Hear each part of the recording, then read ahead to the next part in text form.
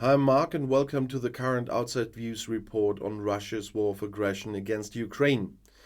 Shortly before the NATO summit in Lithuania, the US dampened Ukraine's hope of rapid accession to the Western alliance. Ukraine will not join NATO as a result of the summit, is what US President Joe Biden's National Security Advisor Jake Sullivan said on Friday. The United States explicitly supports an open door policy, which means that NATO members decide together with Ukraine whether to join the alliance. However, the country must implement further reforms before it can become a member of NATO. The summit in Vilnius in Lithuania is an important milestone on this path, though. Recently, Ukrainian President Volodymyr Zelensky has repeatedly called for a concrete invitation for his country to join, and he's also expected to attend the summit on Wednesday. Until recently, there were discussions within NATO about how exactly the summit should address Ukraine's hopes for membership. According to information from alliance circles, countries such as Lithuania and Poland demanded that the country should be accepted immediately after a possible end of the war. Other countries, like Germany, don't actually want to make such promises. Among other things, they point out that joining NATO should continue to be linked to the fulfillment of conditions. For example, the military must be subject to civilian and democratic control. But while Sullivan was on it, I talked about this yesterday already, Biden had to defend the delivery of the cluster munitions to Ukraine and called it an interim solution.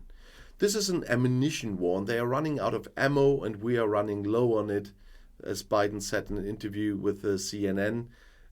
Parts of it were released on Friday.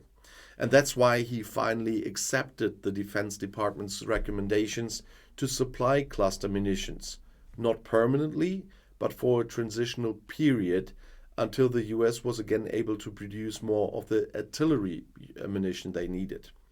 And Biden went on to say that the decision was very difficult for him. He spoke about it with allies and members of the US Congress.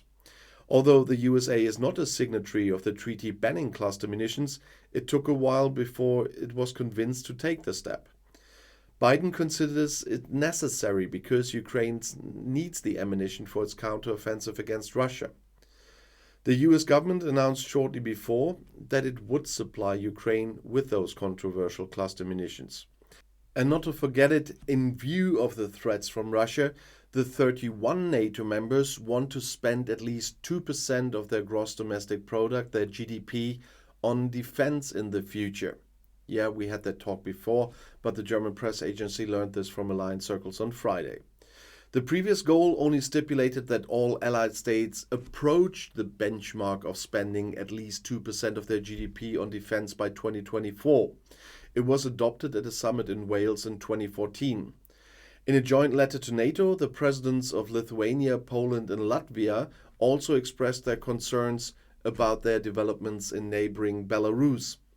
The background is the transfer of Russian tactical nuclear weapons and the possible stationing of fighters from the Wagner mercenary group. Cooperation between Moscow and Minsk undermines the security of the region and the entire Euro-Atlantic space, said the letter published on Friday by Gitanas Nausėda from Lithuania, Andrzej Duda from Poland, and Egils Levits from Latvia. Shortly before the NATO summit this week, the three heads of state called for solidarity and unity in order to counteract all threats arising from the situation in Belarus. It goes on to say that Russia is using Belarus territory and resources for its illegal and brutal war of aggression against Ukraine. And this is illustrated by the ever closer military integration between the two countries, the most recent manifestation of which is the stationing of tactical nuclear weapons in Belarus. Nausėda, Duda, and Levits also warned of the possible effects of moving those Wagner mercenaries and their boss to Belarus. This would pose risks to political stability in Belarus and, as a result, a potential loss of control over conventional and nuclear weapons. The arrival of the Wagner Group could also serve as an incentive for the authoritarian leadership in Minsk to bring more migrants from third countries to the EU's external border in organized form in order to put pressure on the West. Yeah, Lukashenko did that before, and he might even do that much more in the future. We always have to count that in.